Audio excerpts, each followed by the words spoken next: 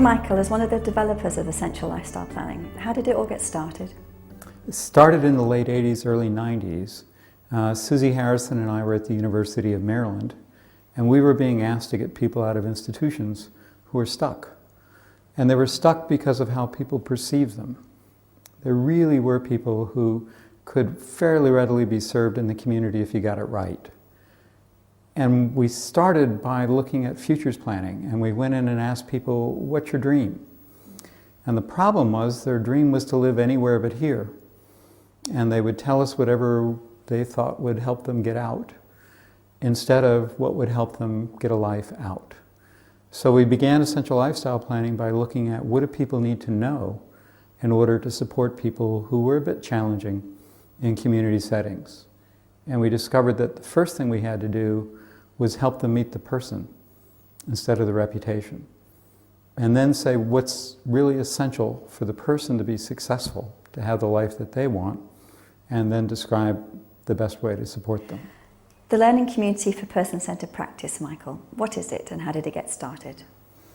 When we started with Essential Lifestyle Planning in the early 90s, we started collecting a group of people who were very interested in how it was done and how it was implemented. And those people started sharing information. And I found that more and more what was happening is I wasn't developing with one or two people all of the things that went into what was then called Essential Lifestyle Planning. It was a whole group of people who were collecting that information, and they also wanted to have a way to share it. So first informally we called ourselves a learning community, and then recently we said, well, we really need to do this in a more formal way. So we started having times for people to be able to get together and share. We created a website so that people could share, and then we began a voluntary organization, one that in the US is called a 501c3. And as we kept developing and we kept looking then at things like person-centered thinking tools, not just at Essential Lifestyle Planning, we started saying, well, you know, there's more of this than just Essential Lifestyle Planning. So the Learning Community for Essential Lifestyle Planning became the Learning Community for Person-Centered Practices.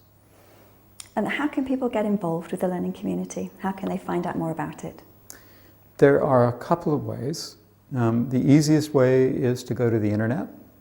There is a website, learningcommunity, all one word, .us. There is Facebook. You can just do a search on Facebook. They can go to your website, helensandersonassociates.co.uk.